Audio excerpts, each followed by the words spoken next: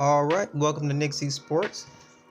And today we're here to talk about a topic that was sort of overlooked in the past year. There was some appreciation for the baddest point guard on the planet, as many have already confirmed with the accolades, the championships, scoring power, and the greatest shooter in the history of the sport. Now, let's talk about it. So Steph Curry had a phenomenal year this past season with a few missing comrades, with Klay Thompson out. The center, who initially to start out the year, Wiseman, we would say, would be nearly the third best player on the team at that point when they started off the year. A lot of scrubs run around on the roster last year. We all can recall Mr. Oubre. Brick Oubre went over 70 from three, so it was definitely a struggle. Now, Steph put the Bay Area on his back. It's the team that drafted him, and he delivered. Now, we always question his ability, whether it be the super team dynamic when KD joined, as well as the inability to perform on particular nights in the finals. But one thing you just cannot deny is from this past season, we saw this man get triple teamed per possession. If you didn't have another man alongside the primary defender on Steph Curry, it was a bucket. If you had two defenders on Steph Curry, it was a bucket. Now with three, you may have had a shot at stopping the man. This past year, we saw an undeniable showcasing of talent, and the most valuable player, which was snubbed from Steph Curry, regardless of a record. But you tell me, the worst team in the NBA the prior year, the worst team in the league,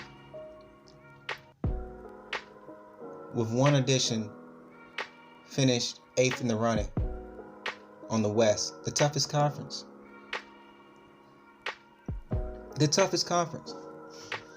So, as we make these analysis of who, in fact,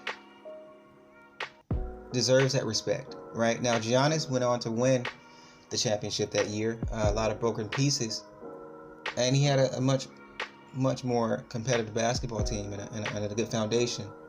In the year prior, they were actually the dominant force in the East with that roster. So a couple of additions as well from some previous All-Stars, but you wouldn't call it a super team, but a very, very well coached and well-ran organization.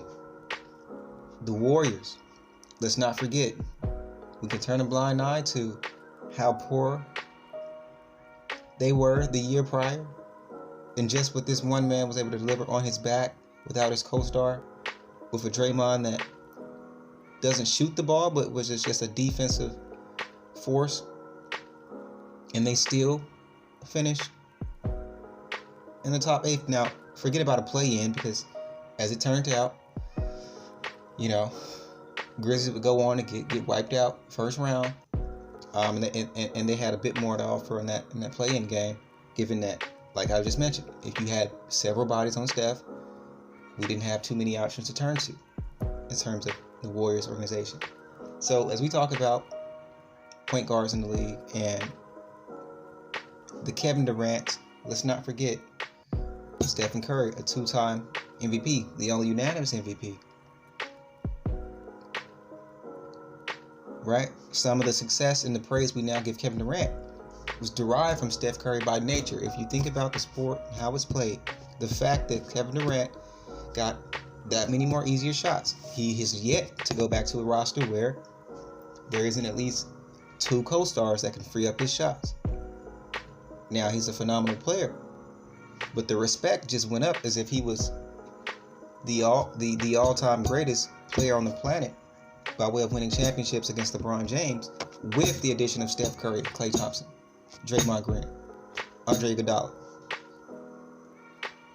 And all of a sudden, he's elevated his status by way of joining the San Francisco currently, but the Golden State Warriors back in Oakland play against competition that was very, very likely to fall victim to the star power of Steph Curry, Klay Thompson, Draymond Green, Iguodala, JaVale McGee. Let's put some additional names out there. Lob City, right? Quinn Cook come off the bench, hit some threes, and some filler spots. They're out, but Steph Curry is a part of Kevin Durant's legacy, as we all know. Now, the only difference is Steph Curry had championship under his belt and multiple championship runs prior to Kevin Durant's arrival. So, if we factor these things in the way it should be promoted in the same sense, we have to put Steph Curry as a top 3 player. I'm very sick of this top 5 and in this point guard conversation. Now Luka is rising, but he certainly is not there yet. He certainly is not there yet. Not at all. It took a few years for Steph to pop and have that MVP run, but before we put them in that conversation, we have to see it for years time and the damage they do to the league. And we've yet to see that from Dallas. Now, Steph Curry is obviously approaching, let's say, the mid-30s, still a monster on the court. He will break records this year to solidify himself as an all-time 3-point made record holder, beyond his additional single season records. So when we factor in just how significant his run has been, where he's going, and the damage he will do this year when his co-star arrives again, and they make another championship run as they were counted out instantly, based upon the roster that they had, and they stuck with it and still managed to become a force in the NBA with the worst team the year prior. We have to put some more respect on his name. That's an additional 7 spots up on your conference by way of one player in the toughest conference at the time.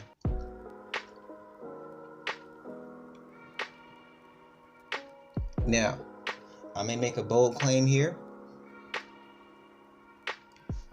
with Steph's performance. If he gets another MVP, if he so happens to light it up again this year with the scoring time, when he adds additional components to his game, and his mental strength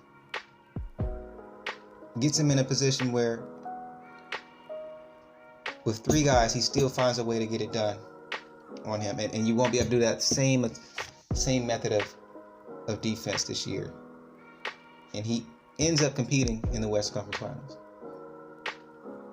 We must consider putting him in the NBA's best player. We haven't yet to do it beyond the MVPs that they say the Finals MVP. They say he had a super team. He just showed you he can be the best scorer in the NBA with a team of scrubs and bums. Overpaid. The amateurs. Get Mikey Williams in there. He can make more threes than some of those guys that were competing last year. Your uncle, your niece, your nephew had a better chance of hitting threes than Oubre, and he was out there putting on a show each night with the center of attention around him. The best player, the most valuable player, the overwhelming favorite for